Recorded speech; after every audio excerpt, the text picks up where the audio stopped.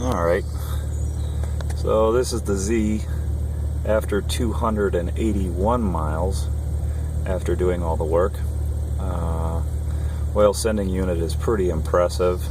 I think it's currently reading 10 psi high, but that's okay. The check engine light is as a result of the traction control, and the ECU is searching for the ring back coming from the injectors, and because it's not used to having the traction control in the loop, it gives me the check engine light.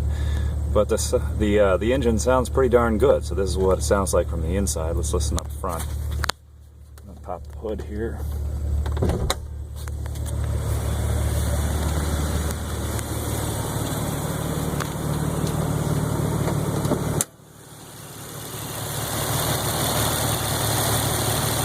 That's a good sounding Z.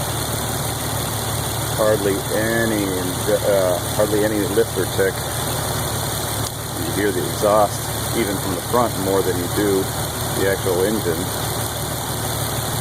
So there we have it.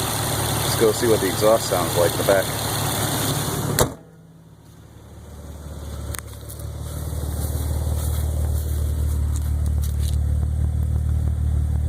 Borla has this kind of a boomy sound, especially below 2,000 RPM,